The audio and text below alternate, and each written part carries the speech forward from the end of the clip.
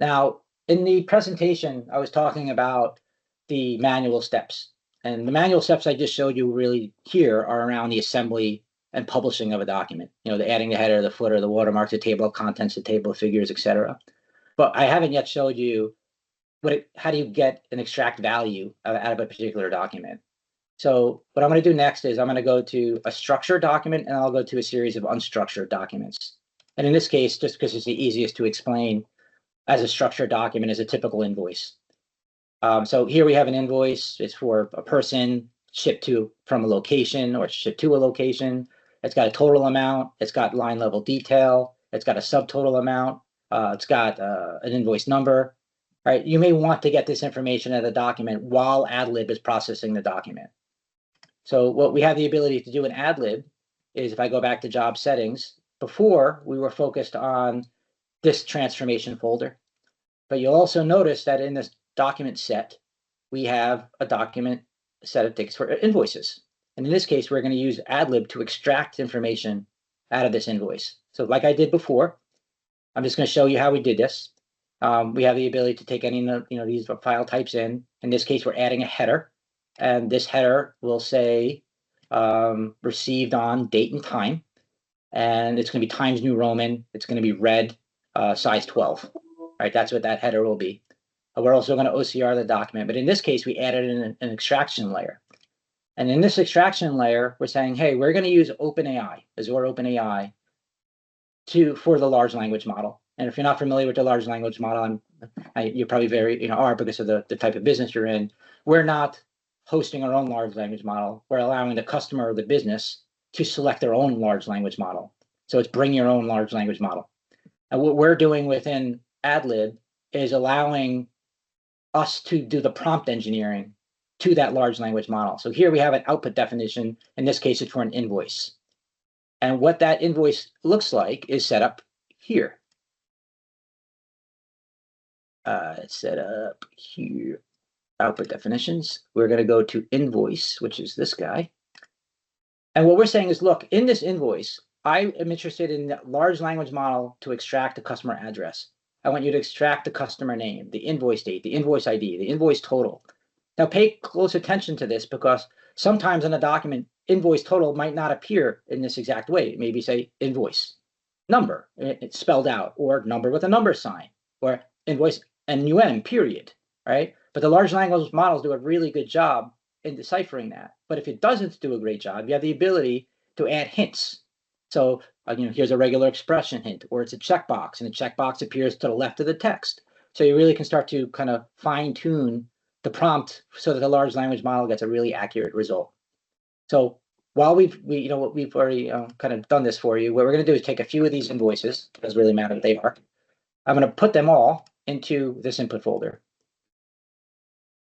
All right, so those documents now are being processed by Adlib. They will eventually arrive into this output folder. And what we're doing is we're extracting the information I just showed you in that table, and we're providing it in a JSON format, such that the JSON format can be consumed by the line of business application. And we have the ability to conform to whatever schema the customer requires. So if they need some sort of XML output, we can do that. If they would prefer text output, we can do that. If they prefer JSON, we have the ability to do that, or match to whatever particular schema the customer requires. And what we're doing now is these documents have been processed by Adlib. We've cleaned up the document. We've extracted the OCR layer. We've done all the deskew, the despeckling, removing the watermark. If the background text is highlighted, we remove that. We do everything possible to improve the OCR accuracy so that when we send that text layer to the large language model, it has the best chance of success. Now, what I'm going to do is I'm going to open up just this first one here. I'll scale this down so that we can go to the JSON file, which is here.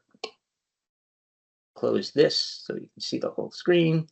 And we'll compare these things side by side. Now, the first thing you'll notice is we have a PDF. We have invoice received 12/4/2024 at 12:47 p.m., which is just a few minutes ago, in fact, a minute ago. You'll notice it didn't ask for the opening password. It didn't add the watermark. That was an entirely different instruction set. So you can see how you can vary the instruction set based on your document type. Now, what you'll see here is we asked for address. And you can start to see here that it pulled out this address. we asked for customer. You can see here, this is the customer. You'll notice we had a customer name, right? This says billed to. The large language model is still smart enough to get that. We then asked for the invoice date. Here's date. It doesn't say invoice date, it just says date. Invoice ID here, right? It just says invoice number, and the number appears underneath the invoice. Still got that correct. So it does a really good job in separating. Now, some of these things are pretty powerful in that, for example, this line is a multi-line item. So Belkin router, Bluetooth, and underneath it is accessories technologies, TEC. Most algorithms read from left to right, top to bottom. So some algorithms would read Bluetooth 3 rate amount. What we've been able to do with the large language model is pick it up right below it. So Belkin router, Bluetooth accessory, and that's exactly what this says here. Okay, so it does a really good job at extracting the values. And once again, Adlib is middleware. So we're not actually doing anything with this information. What we're doing is preparing it to be ingested into a downstream line of business application, a data warehouse, a data lake, a CRM system, an ERP system. Whatever system requires this information, it can go. The next workflow you're about to see here is a contract. And this is obviously very unstructured.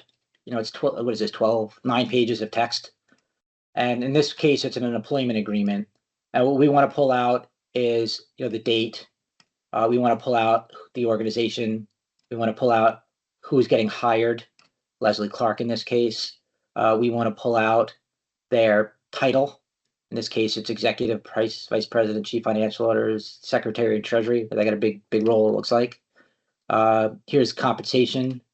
We would like to pull out bonus. It's here 13%. All right, so I'm not going to go through the entire document, but within that document, there's stuff obviously that's important. All right, so I'm just going to go grab Leslie Clark here. Yeah, Leslie Clark. I'm going to drop this into the input folder. And very similar to what we did with the invoice, it's going to go to the large language model. In this case, we're going to be asking the large language model for a different set of fields. You know, we're not going to be asking for invoice number. We're going to be asking for employee name, company name, annual bonus, salary, title, who signed the document. So the things that are obviously critical and important potentially for a contract. So what Adlib's doing now, like we did before, is breaking down that document, removing any of the complexities that would confuse the large language model. If there's any images, if there's any wraparound text, you know, that's what we've been doing for 20 years, which puts us in a really good position to prepare the document for the large language model.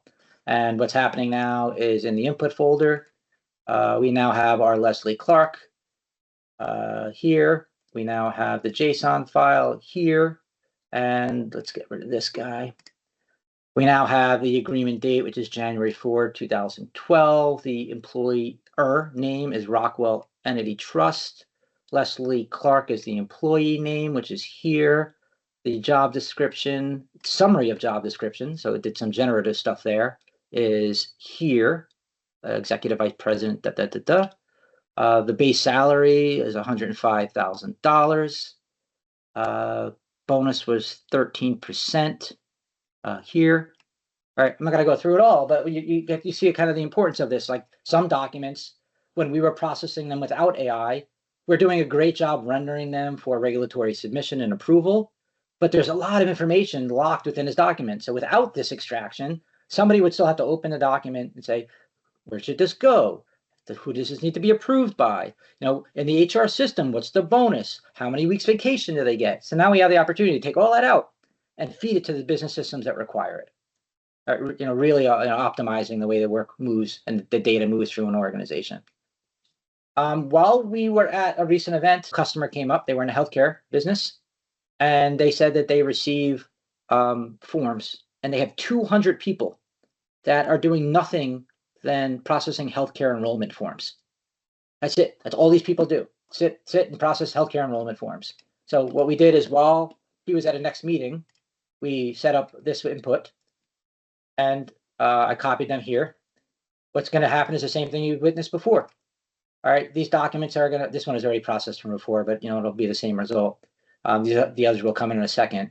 We now have our JSON file for this structured form with checkboxes and everything you're about to see. Okay, in this case, we have this form for Mary. The address was MGM. We were in Vegas at the time, if you can't tell. 666 Cara Road. The mailing address is Tucson, Arizona. We got M. Smith as the email address. Here we have head of household is Mary Smith, which is here. And this is where it starts to get interesting, like married. All right. This is should be a yes. Let me get to it. Do you live with your spouse? You're pregnant. We didn't check the box for pregnant, yes or no. All right, but you can see here that some of the check boxes have boxes to the left, some are boxes to the right. And this is where you start to add, little hints as to how you want to process the checkbox. So yes, the LLM may assume that this may be the box to the right of it, but in this case, the box is really to the left of it. So we need to help fine tune it. But you can see whether it's a structured document, an unstructured document, or a semi-structured document like this, the large language model does a really good job, and it's really easy. Within minutes, you could be up and running with this extraction.